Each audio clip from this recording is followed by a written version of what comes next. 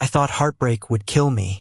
Instead, it left me alive but half empty, walking like a ghost through Manhattan, pretending I had a reason to start over. Funny thing about New York, it doesn't care about your grief. The city will eat you alive or teach you how to fight. And I was too tired to fight. That was until I met him. New York greeted me with chaos horns blaring, people rushing, and a loneliness so thick it clung to my skin. I had left behind the man I thought was my forever. 3 years together, a ring hidden in my sock drawer, and then betrayal so sharp it carved my chest open. So I ran. I told myself New York was a chance to vanish, to rebuild quietly. But instead, the city shoved me into a story I never asked for. He was painting on a wall in Brooklyn, his wheelchair angled just right so he could reach higher with each stroke. Neon colors burst across the bricks, a rebellion against the gray.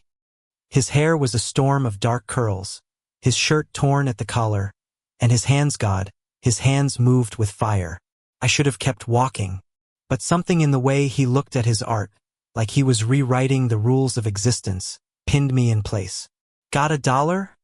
he asked without looking up. His voice was rough, like gravel but strangely melodic. I froze. I wasn't sure if he was serious. "For what?" "For staring," he smirked, finally turning his gaze on me. His eyes were deep, startlingly alive, and when they locked onto mine, I felt like he had seen every broken piece of me. I wanted to walk away. I should have, but I didn't. Days turned into weeks. I kept running into him, sometimes by accident, sometimes because I found excuses to linger near that alley. His name was Adrian, a street artist who painted like the city belonged to him. A man in a wheelchair, yes, but he never let me treat it like a tragedy.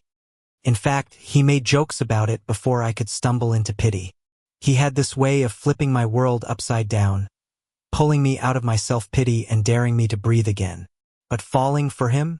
That wasn't part of the plan. "Why are you always here?" he teased one night as I leaned against the wall, watching him paint a mural of 2 hands almost touching. His fingers were stained with blue and red, and the smell of spray paint wrapped around us like a secret. "Because I like your work," I lied. He arched a brow. "You don't care about the art. You care about me." My chest tightened. I wanted to deny it, but the truth lingered between us like the wet paint on his mural, fresh, undeniable, dangerous. Adrian was chaos. He lived loudly, laughed in the face of his limits, and challenged me every second.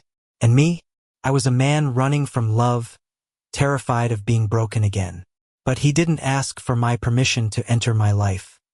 He crashed into it with colors and fire, and no matter how hard I resisted, my heart betrayed me by learning to beat again. Still, the past haunted me. Every time Adrian looked at me with something dangerously close to devotion, I felt the sting of betrayal from before. Could I trust again? Could I let someone in who deserved so much more than the damaged pieces of me?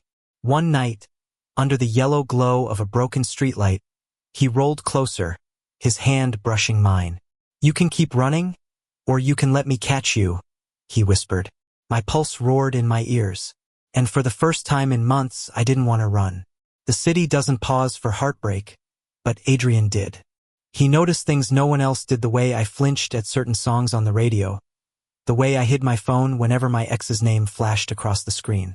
He didn't press, at least not at first. But Adrian wasn't the kind of man who could sit quietly while someone drowned. "You keep living like you owe the world an apology," he told me once, while painting a mural of 2 figures breaking chains. "But you don't. You're allowed to want more than just survival." His words dug deeper than I admitted, because the truth was, I had been surviving for too long. Still, falling for Adrian wasn't easy. The more I let him in, the louder the past screamed at me. What if I was too broken to give him the love he deserved? What if he got tired of patching me up the way my ex did before he finally left? Adrian wasn't patient about everything, but when it came to me, he surprised me. He never sugarcoated his questions, but he gave me space to answer in my own time. One evening, he asked quietly, "Do you even want me? Or are you just afraid to be alone?" Felt like a knife twisting in my chest. Because the truth? I wanted him more than I had ever wanted anything. But saying it out loud felt like putting my heart back on the chopping block. So I stayed silent. And silence, as I learned, can break people more than cruelty ever could. Adrian pulled away. Not entirely. I was still there, still painting, still laughing with that reckless grin. But he stopped reaching for my hand, stopped lingering near me when the nights stretched long and lonely.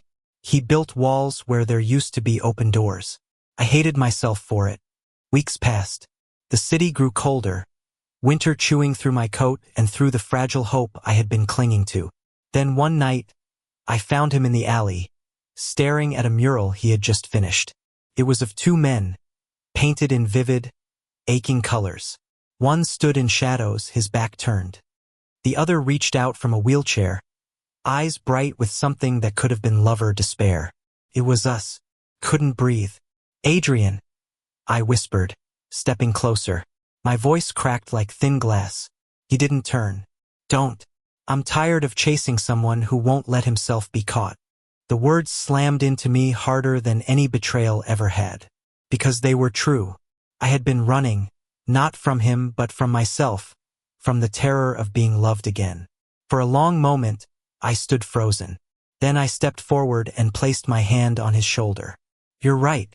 I've been afraid. But I don't want to be anymore. Not with you. Adrian turned then, slowly, like he didn't quite believe me. His eyes were rimmed red, and it broke me to realize how much I had hurt him.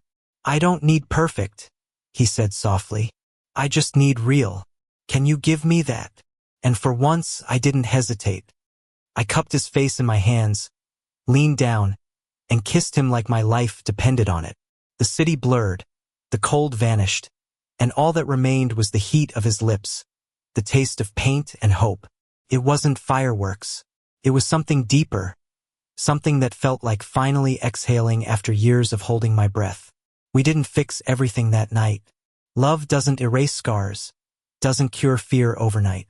But we began again with open hands instead of clenched fists, with laughter that shook the cold off our bones, with nights where we whispered secrets under the hum of streetlights.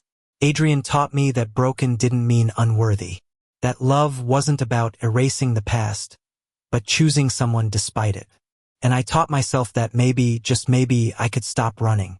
Months later, spring painted New York in brighter colors.